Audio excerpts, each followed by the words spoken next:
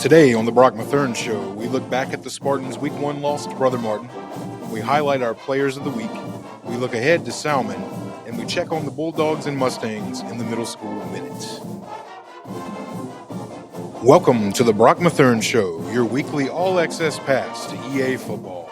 And now, with your host Eric Brownfield, is head coach Brock Matherne. All right, welcome to the Brock Matherne Show. I'm here with Coach Brock Matherne. Coach, how you doing? Good, man. I appreciate you having me and putting this all together. I think this will be good for the Spartan faithful. Hey, that's what we're hoping for. All right, so let's just jump right in. Here's a shot of our captains. I'll give you a second to talk about those captains, and we'll jump right into the Brother Martin game. Yeah, I mean, we did something new this year, allowing our legacy team, which is our leadership group of about 16 kids, from seniors all the way to freshmen, to vote for captains this year. And, man, I couldn't be more proud of those guys, and I think everybody in our coach's office would agree. These are guys that represent our program, core values, and just top-tier guys that we know do it the way we want things done. And Javon Javius, Jason Blackburn, Jeremiah Merriweather, and, of course, Dawson Landry. All right, yeah. Great guys all four. They did a great job picking those guys. Yeah, they usually do. They know who among them were. And the voting was pretty clear. It didn't take long. All right, so tale of two halves. We're just gonna go ahead and let the tape start playing here. First half, everything we could have asked for. Yeah. Second half, not so much. Yep, sure. Right here, I mean, great pass right here by Zaylen Smith. And Urson does a great job, even at practice of running these shorter routes and eluding the first guy and being able to get in open space and use his speed. And he does it again right here for a long touchdown, one that really got us going. We had that muff punt early on in the game, and this really gave us a lot of momentum going in towards the end of the first half. And, I mean, Jaden Urson's a special talent, but also a great throw by Zaylen Smith, throwing towards the field all the way past the bottom of the numbers. But just great execution overall by offense. And then, right here, this is what we want to do. We want to run the football. We have this big offensive line, and we preached all year, all summer and off season, just about being the size that we are and wanting to really assert our dominance up front and telling them basically, look, if we're gonna get to where we want to go, it's got to come from this run game. With over 200 yards rushing Friday night. Yeah, that definitely showed. Couldn't be more pleased. And like you said, I think in the second half, we just kind of ran out of gas. And we talked about that this week. We'll never lose another game because of cramps or not being in better shape than the other opponent. And our kids really took that personal. This was awesome to see this coming to fruition. Me and Coach Dane kind of talked about this in the first half. I brought it up to him because this was in our game plan last week for the Jamboree, and we never really got into it. And we seen it there, and then, wish we could have scored on it. But overall, I thought our kids played hard, ran the ball the way we wanted to, and I thought our defense played hard. When you're playing against a guy like Easton Royal, you can't stop him. You just hope to contain him. And in the second half, he got loose, more than we can go and put the ball in the end zone. Absolutely. 126 passing yards. That was only on 8 completions out of 10 attempts. So yeah, first the completion percentage, right? Man, like anytime 80%. You can complete them eight times out of 10. To me, I like the attempts. If we only throwing it 10 times, that means we're running the football really well, and that's going to put us in a good position to win ball games. So we won all those statistical categories except the score, and then what you're going to see on the next screen here, and that is now third down conversions. Excellent. Look at that, over 50% third down conversions. And also I believe we was a little bit over 80% on fourth down. I think we only missed one fourth down conversion. Was real proud of our offense from the 2-point conversion standpoint, third down conversions and fourth down conversions, but as you know, Coach, being around me, I tell our kids the same things every week. If you're gonna win a football game, you got to win the takeaway battle. You can't turn the ball over, and you got to just have better fundamentals. You got to be able to block, got to be able to tackle. And it came down to we turned the ball over more than they did, and we didn't tackle Easton Royal as better than they tackled us. Good luck to those other teams trying to tackle them. For sure. I'm interested to see how other teams do. I wish them all the luck in the world. Special talent. One of the best I've ever seen. So last thing before we move on, injury report. We had a few guys get banged up. It was a physical game. It was also a hot game. So we certainly saw some cramps, but we did also see some other injuries. How are those guys doing? Yeah, I think majority of them were cramps, and I think that's a part of us as a program. I think it was a lot of week one stuff. You play that scrimmage, which isn't a full game. Then you play a jamboree, which is just a half a game. And you play that first real full game, and I don't think our kids realize, especially with how many new starters we have this year, guys that's never played a full quarter varsity football game, didn't realize, the taxing that puts on your body. But I know they're better prepared, we're better prepared, and the most improvement you want to see is from week 1 to week 2, especially in that area. And then injury-wise, I think the biggest one would be Jason Blackburn, who has looked good. He had an opportunity to sprint yesterday before practice. He's going to be a game-time decision. We're going to have an opportunity tomorrow to see him be able to do some agility drills and see how that ankle's holding up. But very blessed that it's not as serious as we thought it would be. So game-time decision, if not this week, I think for sure we get him back next week. Good to hear. Good to hear. All right, speaking of one of those new starters, we have a couple of them in our Players of the Week here. So take a minute and talk about these three guys and how they earned that. Yeah, starting first with offense, Carson Lacombe. I think that was the hardest one to pick because you really could pick anybody on the offensive line, right? But Carson is just a phenomenal kid. He's one that you never want to leave your program as far as just graduation. He's one that you hope stays forever. But he just did a phenomenal job dominating the line of scrimmage, executing his assignments. He had the least amount of bust as far as not fully executing his assignment. And, just really did a great job of anchoring that offensive line in the run game. And then you have King Short, sophomore defensive lineman. This kid right here is going to be, he can be as good as he wants to be. It's really going to come down to his choice and how much he wants to put into this game.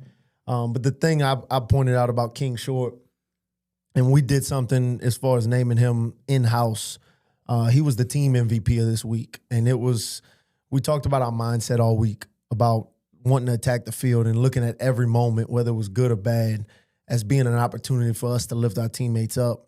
And you go back and watch the film, and King is on the sideline. No matter, as soon as he got done off the bench talking to the defensive coaches, he looked like a caged animal waiting to take the field. And to me, there was the strip sack that happened to Zaylen, and the first thing that I seen on film was King was at the edge of the sideline, and when he seen the other team recover the ball, he was sprinting onto the field, and I was like, "That's a guy on a mission." And again, he played like a madman out there. It was really special to see. And then Jay Nursing, he could have easily been the offensive MVP too, by his production, having so many yards in that touchdown in such little catches. I believe it was 3 catches.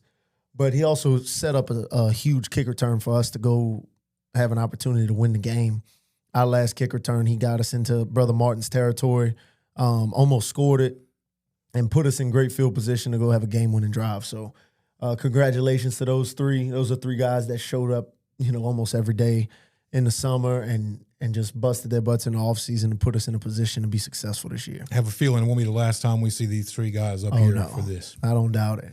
I don't doubt that at all. All right, so we're going to jump right into this week. So we've got Salmen on Friday night. Salmen will be the 3rd time EA and Salmen have tied up. So what are your first thoughts on Salmen? Very athletic team, much improved. I kept up with them last year after we played them, and they just looked like they got better and better each and every week, and they ended up making the playoffs. Looking at them this year, they look like they got bigger in the weight room. They look like a much bigger team than what we played, but the quarterback-running back combo is a dangerous group. Their running back is very good, very explosive. Their quarterback can make plays in the air or with his feet. So we have a very big challenge in trying to stop these 2 guys coming out of the backfield. I'm confident in our guys that we have a great game plan from our coaching staff to do so. But that's the 2 main guys on their team. And that's not, no discredit to the fact that their offense has weapons everywhere as far as their receivers. Absolutely. Defensively, man, they are extremely aggressive. They're going to play some man coverage, or if they're not in man coverage, something like what we call as mini. They'll man up one receiver and play a little bracket-type coverage in the inside 2 receivers. But they are trying to send pressure. They're trying to put pressure on the quarterback. They do some very funky sets that can put us into conflict, but again, watching that practice this week, our offensive staff has put a great game plan in order to block that and try to continue the momentum we had on offense in the run game and and we have some things going on in the pass game too to really beat this man coverage. But overall, much improved team from last year. Very talented, and the biggest thing I took away from all three phases is they're not scared to take chances. You know, like you just seen here, they're gonna have trick plays on offense. They're gonna kick onside kicks on special teams, fake punts, go for two on extra points with the swinging gate, and then defensively they're gonna send 6-7 guys and play man coverage. So they in it to win it. They must have heard one of my favorite sayings: "Scared money don't make money." So they definitely get after you. All right, so it should be a great game Friday night. It should be a big challenge. I know last year at Salmen they really weren't. They held firm for a while, but you can tell they weren't ready to play 4 quarters with us last year. This looks like a team that could. They lost to Mandeville 38-25, and it was close late. Yeah. So, Mandeville is a big 5A team. So really took it to Mandeville early and often, and I've watched that game too many times this week. It definitely a team that looks like they're ready to go 4 quarters at Spartan Stadium. Absolutely. All right, so really quickly here, we wanted to mention this just from last night. We had a late night at Spartan Stadium on Tuesday night with freshmen and JV. Some exciting football, some good football, and some not so good football, which is always the case with the lower levels there. You're going to get a little bit of everything. You got to get that out before Friday night, Freshmen, great job, won 20-14. Thibodeau did something I've never seen before. They ran the same trick play at the beginning of the freshman game and JV game. Never seen that before. Coach Narcisse, great job. Yeah. You got us on that one. And ran it last week in the opening play of their varsity game against South Lafourche. So they love it. They're good at it now. They're really good at it. All right, so freshmen, a few quick thoughts on freshmen so far. Oh, man, just really impressed with this freshman group. They play hard. They play for 4 quarters. And the thing I'm most impressed with is their attention to detail as far as learning what we're trying to accomplish. When I look at these levels, it's more about development for us. Sure. There is no state championship in 9th grade ball. There is no state championship in JV ball. But you can win a state championship by developing those guys the right way and making sure they know what you want to do at that varsity level. And our coaches are doing a great job at the 9th grade level and JV level of doing that. But just really impressed with the defense. I think something we gotta improve on in the 9th grade is the ball security. We had this game 20-6, I believe, with about 2 minutes left, and had a scoop and score for a touchdown to give them opportunity with 3 timeouts, to get back into the game. So that's just something we got to clean up. But as far as the fundamental purposes, but I love our freshman group. Love watching them play. They play with a ton of energy, and it's fun to watch. All right, so next Tuesday, freshmen and JV head over to the pit. Oh, yeah. So we can see the Gators for the first time. Oh, yeah. Freshman Gators, I think, beat Dutchtown 29-13 last night. So it'll be interesting to see how that goes. So next Tuesday night at the pit, go over there and see what we can do. All right, so we're going to move down another level here to our middle schools. We wanted to finish up with our middle school, so we'll start with Gonzales Middle, who played Lake at the pit last Thursday and came away with the win. Yeah, Coach Mike's doing a great job over there. He took over last year as the head coach. And I could tell you the kids that we got from Gonzales Middle this year, that's freshmen now. I mean, the discipline that Coach Mike's instilled in them, the football knowledge. I mean, they were ready to be a part of East Ascension High School, but love what he's doing with that program. Know a lot of those kids from visiting the middle school, from them coming to our youth camp, and I think they're going to be a team to reckon with in our middle school league. Also, we've got This will actually be tomorrow. This will be airing on Wednesday evening, so we're filming Wednesday afternoon. So tomorrow at Spartan Stadium at 5:30, Gonzales hosts Prairieville. That'll be a big test right there. Oh, yeah. Yeah, Prairieville's known for having a great middle school program, but I have faith in Coach Mike and our Bulldogs. And they got a bye week coming up, so, hey, just put it all out there on the field. That's it. Lay it all out. And we also have our Central Mustangs, who were playing at Spartan Stadium last week and defeated the Galvez Pirates, which is a perennial power in middle school football here in Ascension Parish. Yeah, our Central team, Coach told me last year that they was young and that they was going to have a good bit of talent. That's just they needed snaps. They needed some live game experience, and he started a lot of 7th graders last year, and you can tell. I mean, he had a good group at our youth camp this year, and he has extreme talent at the skill position and some really good-looking linemen. I'm excited to see what Coach does with this program this year because, look, I just watching them and knowing them from, again, visiting them and looking at their drills and things at our youth camp. He has some guys that I'm like, shoot, they could come play ninth grade ball right now. Put a jersey on. And Coach just runs a first-class program, man, and they're going to do things the right way all the time. So that's going to be another one that I'm excited to see where they go this season and getting an opportunity and a good test early. There you go. So they are on the road tomorrow at Dutchtown against the Bluff Bears, I think. I think it's the Bears. They're one of those new ones. I think it's the Bluff Bears. There's so many of them now. It feels turquoise, like. I think they're turquoise and black, but I think it's the Bluff Bears. So that'll be tomorrow, and then they're going to be going across the river to play Lowry Middle next week. So they don't have a bye until it's down the road a little bit. Yeah, they got a lot of games early. A lot of football. It's a lot of football. I'm sure them kids love that. Oh, I'm sure they do. All right, so Friday night we're going to be EA TV is going to be streaming the game. Rev will not be there. So final thoughts on the game, what you expect, and let's also put this in here. We've started a new fourth quarter tradition. Yes, at indeed. the end of the third quarter. We'll actually be playing that on EA TV News tomorrow. So tell the folks what's going on there so like they can understand what we're trying to do here. Yeah, listen, when the fourth quarter hits and you hear that 2 dozen roses start to go, look, that's a deal in our coaching staff, and that we kind of mess around with our kids and workouts and stuff like that is when we play that. Our coaching staff gets a little juice, and we're just trying to get you livened up in the stands and understand that it's time to get loud. We need you.